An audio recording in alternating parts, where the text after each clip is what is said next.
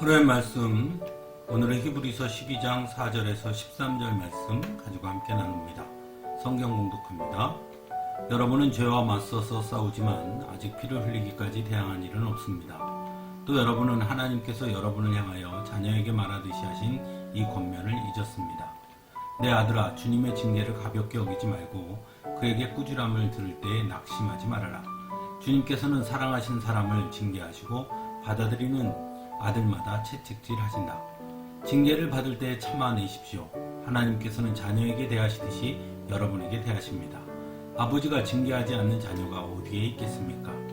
모든 자녀가 받은 징계를 여러분이 받지 않는다고 하면 여러분은 사생아이지 참 자녀가 아닙니다. 우리가 육신의 아버지도 훈육자로 모시고 공경하거든 하물며 영들의 아버지께 복종하고 살아야 한다는 것은 더욱더 당연한 일이 아니겠습니까?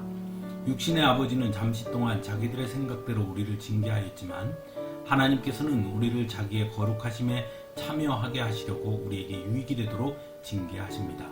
무릇 징계는 어떤 것이든지 그 당시에는 즐거움이 아니라 괴로움으로 여겨지지만 나중에는 이것으로 훈련받은 사람들에게 정의의 평화로운 열매를 맺게 합니다. 그러므로 여러분은 나른한 손과 힘 빠진 무릎을 일으켜 세우고 똑바로 걸으십시오. 그래서 절름거리는 다리로 하여금 삐지 않게 하고 오히려 낫게 하십시오. 아멘. 우리는 살면서 수많은 어려움과 고통을 겪게 됩니다. 때로는 그것이 하나님의 징계일 수도 있고 때로는 우리를 훈련시키는 것일 수도 있습니다. 하지만 문제는 그것이 징계인지 훈련인지 정확하게 우리가 알 수 없다는 것입니다. 그럴 때 우리는 어떻게 해야 할까요? 오늘 본문은 그러할 때 성도들은 어떻게 해야 하는지에 대해 전하고 있습니다. 먼저는 무엇보다 그것이 징계인지 또는 훈련인지 정확하게 알 수 없으나 그럼에도 모든 것은 하나님의 주권 아래에 있다는 것이라는 것에 대해서만큼은 인정해야 한다는 것입니다. 그리고 징계라고 할지라도 그것은 하나님의 사랑을 기반한 것이라는 것을 잊지 말아야 하는 것입니다. 그래서 7절은 징계를 받을 때 참아내십시오. 하나님께서는 자녀에게 대하시듯이 여러분에게 대하십니다. 아버지가 징계하지 않는 자녀가 어디에 있겠습니까? 라고 말씀합니다. 즉 우리에게 닥친 고난이 훈련이든 징계이든지 그 중심에는 하나님의 사랑이 있다는 것입니다. 그것은 결코 우리에게 닥친 고난과 어려움이 우리를 망하게 하시려고 하는 것이 아니라 우리를 사랑하시는 하나님의 사랑의 방법이라는 것임을 말씀하고 있는 것이죠. 그러므로 우리는 우리 앞에 닥친 어려움과 고통의 자리에서도 우리를 향하신 하나님의 사랑을 의심하지 말아야 한다는 것입니다. 두 번째로 우리가 해야 할 일에 대해 오늘 말씀 7절은 징계를 받을 때 참아내십시오라고 권면합니다. 오히려 고난과 역경을 당할 때 우리가 하나님의 사랑을 받는 자녀라는 증거로 삼으라고 말합니다. 그래서 8절에 모든 자녀가 받은 징계를 여러분이 받지 않는다고 하면 여러분은 사생아이지 참 자녀가 아닙니다 라고 말씀합니다. 하지만 그렇다고 무작정 참아내라고 말하지는 않습니다. 참아내야 하는 이유에 대해서도 말씀합니다. 그것은 우리가 당하는 고난과 어려움을 참아내면 그 결과가 결국에는 정의와 평화의 열매를 맺게 될 것이기 때문이라는 것입니다. 그런데 성도는 하나님의 약속을 믿는 사람들이라는 것이죠. 그리고 하나님은 우리에게 분명하게 그 약속을 정의와 평화의 열매를 맺게 될 것이라는 그 약속을 하셨다는 것입니다. 그것이 바로 11절 말씀입니다. 무릇 징계는 어떤 것이든지 그 당시에는 즐거움이 아니라 괴로움으로 여겨지지만 나중에는 이것으로 훈련받은 사람들에게 정의와 평화로운 열매를 맺게 합니다.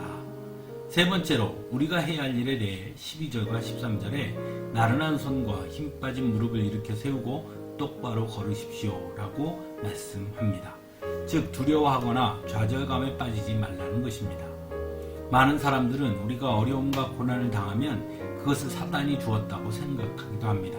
하지만 사단은 고난과 어려움이 아니라 그 고난과 어려움을 당하는 자들에게 좌절감과 두려움을 주므로 무너지게 하려고 한다는 것을 잊지 말아야 합니다. 그러므로 어떤 고난과 어려움이 온다고 하더라도 두려워하지 아니하고 오히려 나른한 손과 힘 빠진 무릎을 일으켜 세우고 똑바로 걷는다면 결코 사단의 유혹에 넘어지지 않게 되는 것입니다. 그래서 12절, 13절 말씀이 매우 중요한 것입니다. 사랑하는 성도 여러분, 어려움과 고난은 어쩌면 살아있는 사람이라면 모두가 겪게 되는 일일 것입니다. 중요한 것은 그것을 어떻게 보느냐가 더 중요한 것입니다. 때로 사람들은 고난과 어려움이 곧 우리의 잘못 때문에 생긴 것이라고 생각하기도 합니다. 또는 무조건 그래서 하나님의 징계라고 여기기도 합니다. 하지만 그들이 말하는 하나님은 사랑의 하나님이 아닌 두렵고 무서운 하나님만으로 이해한다는 것입니다. 또한 어떤 사람들은 무조건 고난과 어려움을 외부의 책임으로만 돌리려고 합니다. 그래서 운명론으로 받아들이기도 하지요. 하지만 하나님은 오늘 말씀을 통해 모든 것이 하나님의 사랑에 기반한 것이라고 말씀하고 있습니다. 그리고 결국 고난과 어려움은 우리에게 정의와 평화로운 열매를 맺게 하시기 위한 과정이라고 말씀합니다. 또한 그래서 하나님에 대한 믿음을 가진 사람이라면 고난과 어려움 앞에 무릎 꿇지 말아야 한다고 말씀합니다. 오히려 고난과 어려움을 당당하고 굳건하게 받아들여야 한다고 말씀하고 있는 것입니다. 이 하나님의 말씀을 잊지 마시기 바랍니다. 함께 기도하겠습니다.